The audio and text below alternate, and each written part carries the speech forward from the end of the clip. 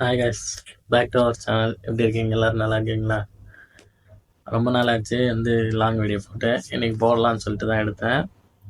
இன்ஷால்லா நம்மளுக்கும் சப்ஸ்கிரைபர் கொஞ்சம் கொஞ்சமாக மேலே ஏறிட்டு இருக்காங்க. ரொம்ப நன்றி, எல்லாருக்கும் ரொம்ப நன்றி. நானும் அதுக்கான சின்ன சின்ன வந்து ஒரு ஒரு ஒரு ஒரு படியாக மேலே ஏறிட்டு தான் இருக்கேன். கண்டிப்பாக இப்போ வந்து தம்ப்லைன் நான் வந்து ரெடி பண்ண கற்றுக்கிட்டேன். இப்போ வந்து அடுத்து வந்து சின்ன சின்ன ஒரு விலாக்ஸ் மாதிரி போட்டேன். நல்ல ஒரு சப்போர்ட் கொடுத்தீங்க, ரொம்ப நன்றி. அப்புறம் வந்து கமெண்ட் பண்ணுங்கள், சப்ஸ்கிரைப் பண்ணி பெல் ஐக்கான் போட்டுக்கோங்க. கண்டிப்பாக உங்களுக்கு நம்ம இன்னும் நிறைய வீடியோ போடுவோம். அப்புறம் வந்து இன்றைக்கி என்ன வந்து பேசலாம் அப்படின்னு சொல்லிட்டு பார்க்கும்போது, இன்றைக்கி ஒரு சின்ன ஃப்ரெண்ட்ஷிப்பாகவே பேசிக்கலாம். ஃப்ரெண்ட்ஷிப்னா என்ன அப்படின்னு சொல்லிட்டு தான் வந்து இன்றைக்கி விலாகே எடுக்கலான்னு தான். ஃப்ரெண்ட்ஷிப்னா எந்த அளவுக்கு முக்கியம்னா, கண்டிப்பாக ஒரு என்ன சொல்கிறது, டிப்ரெஷன் ரிமூவர் அப்படின்ற ஒரு பெரிய கேட்டகரியிலேருந்து நம்மளை வந்து ரொம்ப எக்ஸ்ட்ரீமில் வந்து நம்ம இருப்போம். அந்த இடத்துலேருந்து நம்மளை கீழே எடுத்துன்னு வரதே கண்டிப்பாக நம்ம வந்து ஃப்ரெண்டாக தான் இருப்பான்.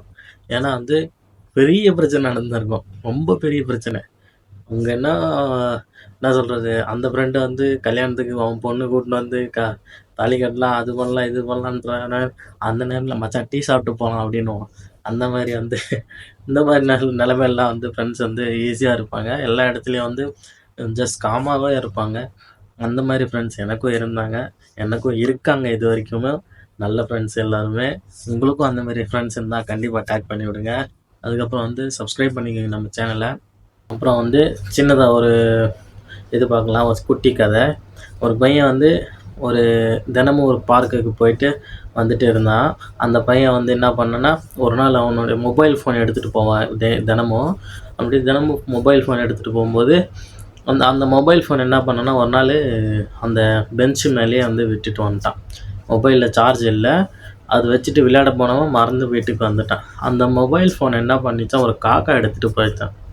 அந்த காக்கா எடுத்துகிட்டு போயிட்டு நாளைக்கு யாராச்சும் வருவாங்க, அப்போ வந்து அந்த டேபிள் எடுத்துகிட்டு போய் வைக்கலாம், யாராச்சும் வந்தால் அந்த ஃபோன் அவங்கள்தான் எடுத்துக்கிட்டோம் அப்படின்னு சொல்லிட்டு போச்சான்.